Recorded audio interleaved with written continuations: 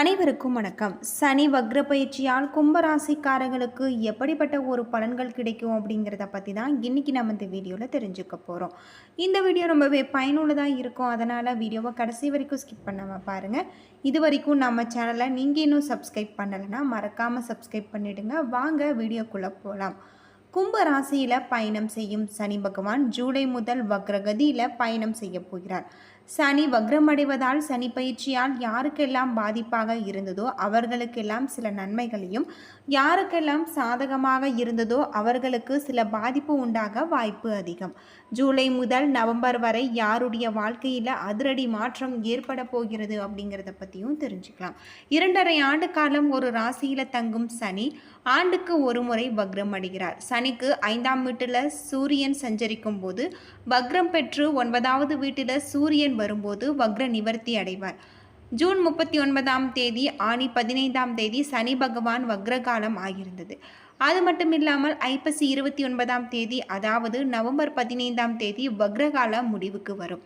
சனி பயிற்சியால் பாதிப்பு ஏற்பட்ட ராசியின் வக்ர காலத்தில் தொழிலில் இருந்து வந்த பாதிப்புகள் குறையும். பண கஷ்டம் தீரும். கடுமையான நெருக்கடியில் இருந்தவர்களுக்கு ஒரு நிம்மதி கிடைக்கும் அப்படின்னும் சொல்லப்படுது. இந்த சனி வக்ர பயிற்சியால் கும்பராசிக்காரர்களுக்கு எப்படிப்பட்ட ஒரு பலன்கள் கிடைக்க போகிறது அப்படிங்கிறத பற்றி முழுமையாக தெரிஞ்சுக்கலாம். கும்பராசிக்காரர்களுக்கு இந்த சனி பயிற்சியால் மிக அற்புதமான ஒரு மாற்றம் ஏற்பட போகிறது அப்படின்னே சொல்லப்படுது.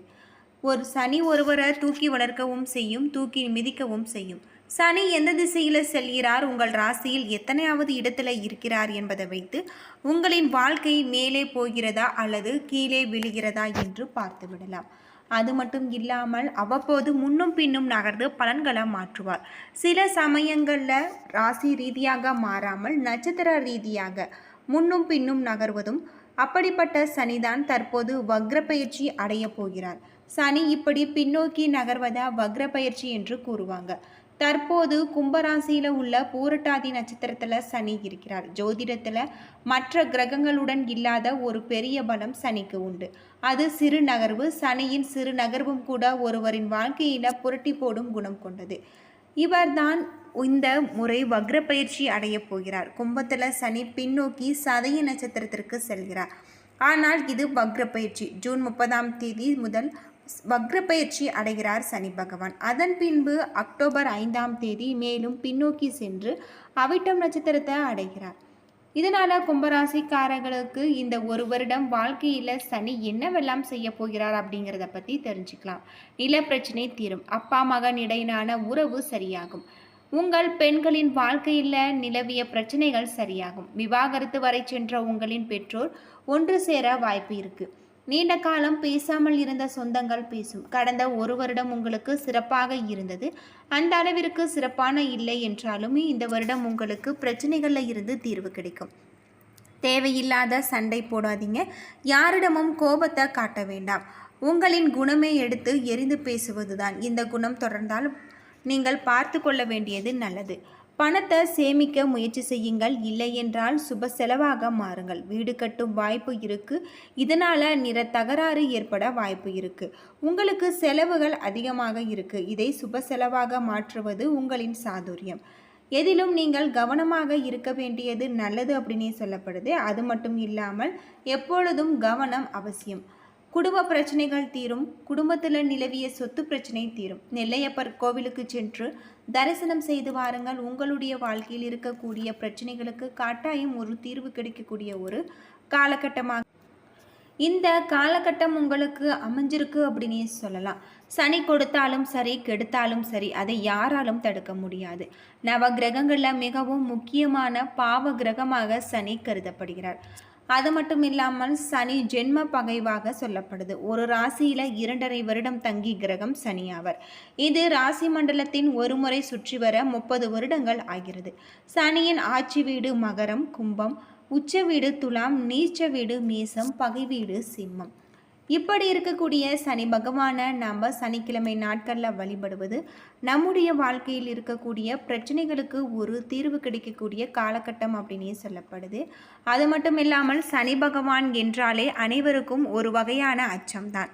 அவர் நீதிமான். அவரின் பரிகார தலமாக திகழ்வது திருநள்ளாறு. இந்த பகுதி முதலில் தர்பாயனம் என்று அழைக்கப்படுவது. ஏனென்றால் இங்கு தர்பை அடர்ந்து வளர்ந்திருக்கிறது. இதன் காரணமாக இந்த கோவிலில் இருக்கும் சிவபெருமான் தர்பணீஸ்வரரா என்று அழைக்கப்படுறாரு. சனி பகவானால் ஏற்படும் தோஷங்களை நிவர்த்தி செய்வதற்கு பல்லாயிரக்கணக்கான பக்தர்கள் இங்கு வராங்க. இந்த கோவிலில் இருக்கக்கூடிய சிவபெருமான விஷ்ணு, பிரம்மா, இந்திரன், அர்ஜுனன், அகத்தியர் போன்றவர்கள் வழிபடுறதாக சொல்லப்படுது. இறைவன் சுயம்புவாக எழுந்தருளிய முக்கிய தலங்களில் இந்த தலம் ஒன்றாக சொல்லப்படுது. பரிகாரம் செய்வதற்காக இந்த கோவிலுக்கு செல்லும் பக்தர்கள் முதலில் நல தீர்த்தத்தில் நீராட வேண்டும். அந்த குளத்தில் இருக்கும் நலன் மற்றும் தமயந்தி சிலைகளை வழிபட வேண்டும். பிறகு உடலில் நல்லெண்ணெய் தேய்த்து 9 முறை கிழக்கு அல்லது வடக்கு திசையை பார்த்து நீரில் முழுகி எழ வேண்டும்.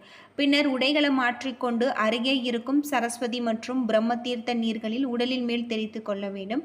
இந்த கோவில்களில் இருக்கும் முதல் கடவுளான ஸ்வர்வ விநாயகரை வணங்க வேண்டும். பின்னர் அவரது இளைய சகோதரான முருகப்பெருமான் சன்னதிக்கு சென்று வழிபட வேண்டும்.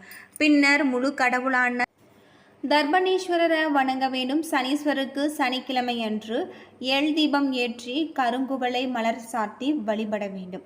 இல்லையென்றால் அவரவர் வசதிக்கேற்ப பூஜைகள் செய்து கொள்ளலாம்.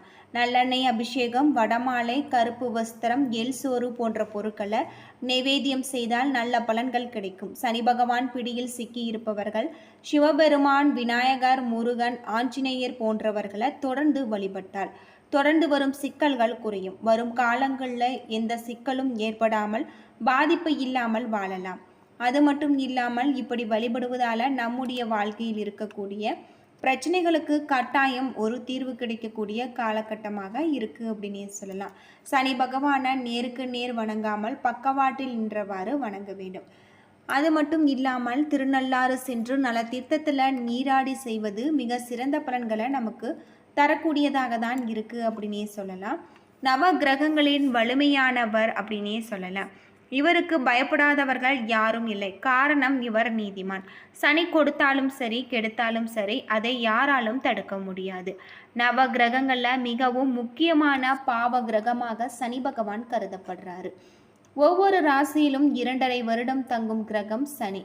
இவர் ராசி மண்டலத்தை ஒரு முறை சுற்றி வர 30 வருடங்கள் ஆகிறது. சனியின் ஆட்சி வீடு மகரம், கும்பம், உச்ச வீடு துலாம், நீச்ச வீடு மீசம், பகை வீடு சிம்மம். சனிக்கு நட்பு கிரகங்கள் புதன், சுக்கிரன், ராகு, கேது, சமகிரக குரு. அது மட்டும் இல்லாமல் சனி திசை 19 வருடங்கள். சனி ஆண் கிரகமும் இல்லாமல் பெண் கிரகமாகவும் இல்லாமல் அர்த்தநாரீஸ்வரராக இருக்காரு. சனியின் வாகனம் காக்கை, எருமை, உலோகம் இரும்பு, வஸ்திரம் கருப்பு போட்ட பூ போட்டது. அது மட்டும் இல்லாமல் சனி பகவான் மந்திரங்களை உச்சரிப்பதும் சனி தோஷம் நீங்க சனிக்கிழமை தோறும் விரதம் இருந்து சனி பகவான் சன்னதியில 2 அகல் விளக்குகளில் நல்லெண்ணெய் ஊற்றி தீபமிட்டு எள்ளெண்ணம் நைவேத்தியம் படைத்து மனமுருகி சனி கவசம் சனீஸ்வர மந்திரங்களை உச்சரிப்பது ரொம்பவே நல்லது அப்படின்னே சொல்லப்படுது. முடிந்த வரைக்கும் ஏழைகளுக்கு நாம் எள்ளெண்ணம் கருப்பு வஸ்திரம் தானம் செய்வது நல்லதாக சொல்லப்படுது. சனி பகவானை நேருக்கு நேர் வணங்காமல் பக்கவாட்டில் நின்றவாறு வணங்க வேண்டும். இந்த வழிபாட்டை திருநள்ளாறு சென்று நல தீர்த்தத்தில் நீராட செய்வது மிக சிறந்த பலன்களை நமக்கு தரும். திருநள்ளாறு தர்பணேஸ்வரரையும் அம்பாளையும் சனி பகவான் அன்று வழிபடுவது சனி தோஷம் நீங்கக்கூடியதாக இருக்கு. காக்கைக்கு தினம்தோறும் நாம் உளுந்து தானியத்தை தானம் செய்வது, கோவில்களில் நவ கிரகங்களை 9 முறை வலம் வந்து வணங்குவது, நீலக்கல் அணிந்த மோதிரத்தை அணிந்து கொள்வது, சனிக்கிழமை அதிகாலை வேலைகளில் சுந்தரகாண்டம் படிப்பது 7.5 சனியின் தோஷம் நீங்கக்கூடியதாக இருக்குது அப்படின்னே சொல்லலாம்.